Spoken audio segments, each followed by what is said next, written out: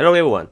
In this video, we are going to take a look at a problem of finding probabilities of a contingency table. Given a test to a group of students, the race and gender are summarized below.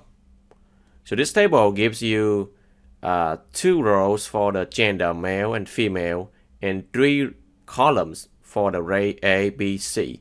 And the number inside the table represent how many students receive the race B with the gender, male or female.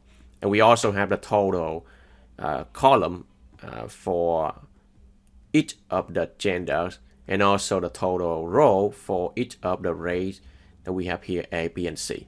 So this is called a contingency table, and we want to find the probability that the student got a C for the first problem, and we want to add the solution as a decimals to the 4, and if one student is chosen at random, so what is the probability that the student got a C? So I'm looking for one student only that is chosen at random, and that student got a C. Okay, so I'm focusing on the C column. I don't care about the gender because that could be the male or the female. So I'm looking at the total 34. Again, I'm looking for the probability, so it has to be a fraction.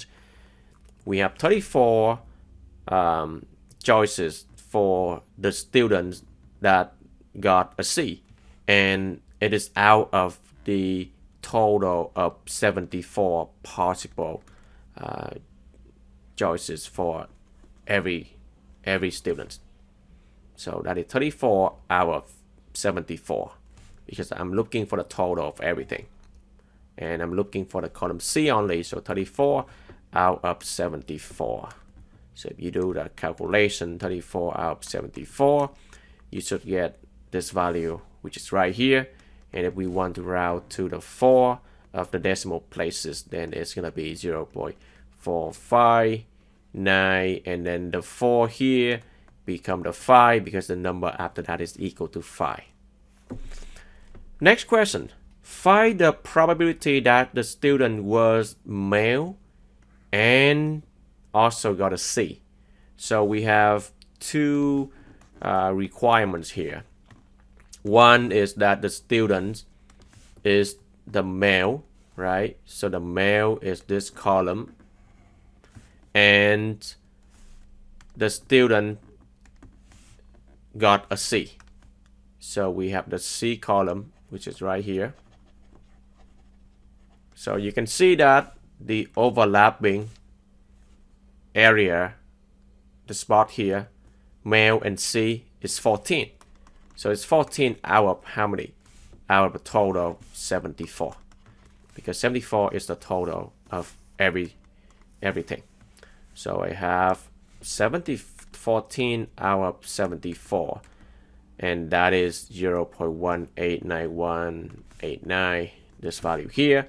And if you round it to the 4 decimal places, 0.189, and the 1 here, you round it up to 2 because the number after that is 8, which is bigger than or equal to 5. Next question. Find the probability that the student was female or got a B. Okay, female or got a B. So this is the OR problem. If you recall, let's just call the female as the F letter, and this is the B, the ray B. So I'm looking for the probability of F or B.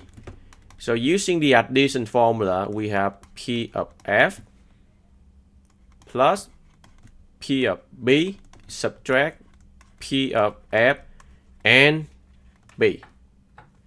So the probability that we have a student having an F, so let's just erase this here. An F is the female, right? Because F here represents a female. So an F here is the female. So the female is 32. So we have 32 out of the total still 74. And then we plus P of B. B is the rate. Okay. F here represents for female. B is the rate. So we have the total of the B. When I say B, I don't care about the gender. So I need to take the total of the number of the students that have B. In this case, 25. So 25 again out of 74. Now we next look for the overlapping region before female and B. So female is, let me just erase that. We are looking for female and B. And B. So this is the overlapping number. So that is 10. So subtract 10 out of 74. Okay. All right. So we have 35. They all have 74 at the bottom. So we just add or subtract the top number. So 32 plus 25 and then minus 10. And that is 47. 47 out of 74. 47 out of 74. And that is going to be 0.6351 right here. And you can round it to the 4 decimal places. And just a quick reminder over here, if you have the event A and B, and if you are looking for P of A or B, then we have the formula P of A plus P of B minus P of A and B. This is the addition rule. Okay, this is the addition rule for the OR case here. And for the AND, we just simply looking at the overlapping regions in this particular table.